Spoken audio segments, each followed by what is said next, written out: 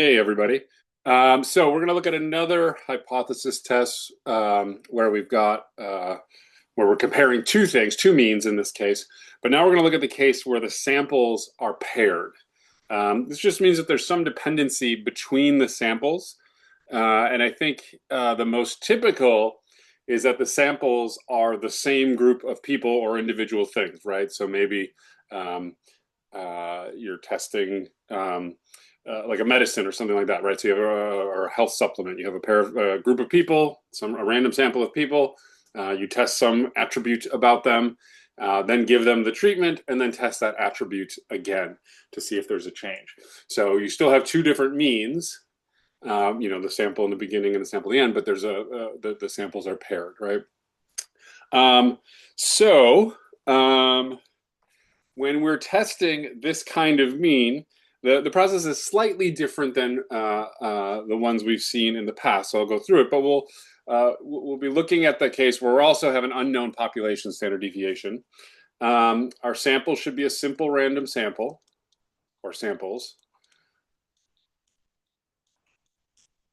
Like I said, they'll be dependent, or sometimes we say paired, and sigma is unknown. And we should also have a sample size greater than 30, or know that the distribution of the distribution of the difference of the paired means is normal. You may or might not know that, but sometimes it can be safe to assume that. So, for example, in the example we give today, that will be our assumption. What else did I want to say? So we're going to be testing the difference. Oh, our test statistics. So in this case, our test statistic is going to be a t-score. And it's going to be a quantity we call d bar minus mu d. This is our sample standard deviation and the square root of the sample size. And our degrees of freedom is the simple n minus one case. So let me explain what each of these pieces is, though. D bar, this is our mean of paired differences, right? Because the data is paired, like in the example of that I just gave, where we're a different group of people, we measure something about them, give them some kind of treatment, measure something about them again. For each person, you can look at the difference, right? Whatever that attribute is, did it improve, did it decline, whatever it is, and then take the average of all those differences. We'll do that in an example. SD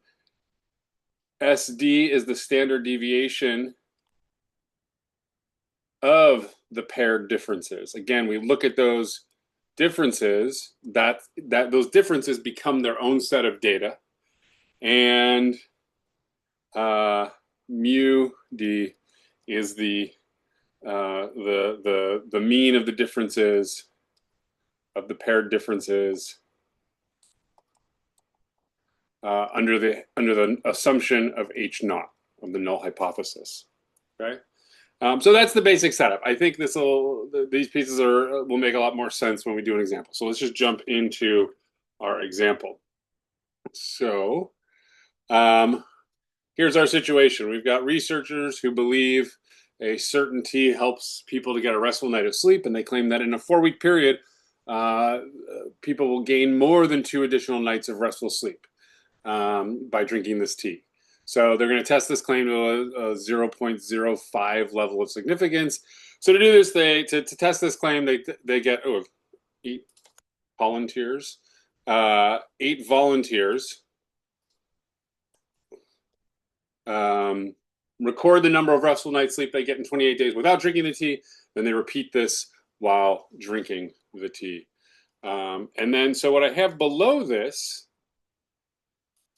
statement is the data from this research. So the first column is the number of restful nights sleep in 28 days for each participant, right? 21 restful nights, 20, 26, and so on. The next column is in the same order of participants, the number they get for the 28 days when they drank tea. So the person who got 21 nights sleep now got 22. The person who got 20 nights restful sleep now gets 24, right? So there's our data for those two, this paired sample, right? It's the same sample of people each time. The last column is the difference, the paired difference, right? So we just take how many nights did they get after the tea minus how many nights they got without the tea. So the first person gained a night, the second person gained 4 nights, and so on. One person lost 3 nights. They went from 24 to 21. So that's the data. That's our setup.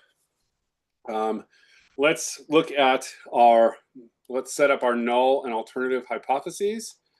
So the null hypothesis here is that the researchers are making the claim that not only does this improve the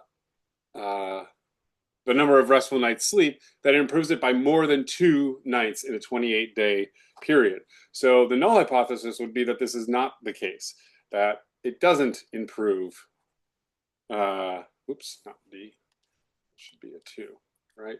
That it doesn't improve more than 2. So that the difference, the mean difference, is some number less than 2. And the alternative hypothesis, what the researchers are trying to show, is that the mean is actually greater than 2. Okay, so we just need to get all the pieces from this, from our test statistic. So first, D bar.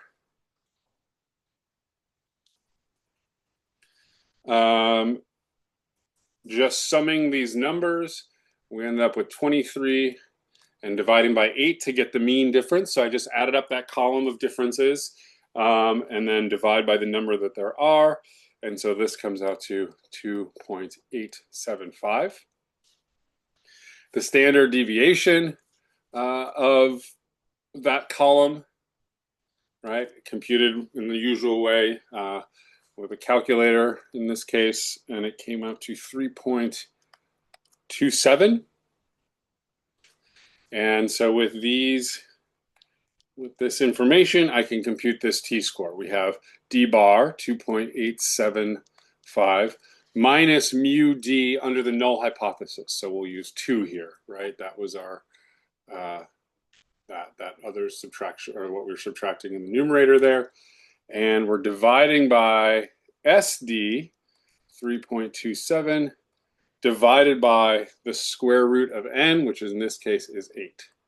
And you can compute this to be 0.757. Our degrees of freedom is just 1 less than the sample size. So the sample size in this case is 8. So degrees of freedom are 7. Just like with all the other tests. So again, the setup to this one's a bit different, but at this point, we've got a t-score with a certain degrees of freedom. We have our alpha is that 0.05 level of significance, and we're free to compute, either compute the p-value, right? In this case, it would be the probability of getting a t-score greater than 0.757. And I computed that to be 0.2370, or I had a calculator compute that for me, right? And that's well above the 0.05 level of significance. And so we failed to reject the null hypothesis, right? That though we did see improvement, we didn't think the improvement was strong enough to validate the claim. The claim still could be true, but we don't have the research, the data, enough evidence to reject the null hypothesis. You could do this with the critical value method as well, and if you prefer that method, you can try that. You can use the t-score, the degrees of freedom to, and the level alpha to find the t-score that would mark your reject and fail to reject zones. Okay, that is it for this one. Thanks, everybody.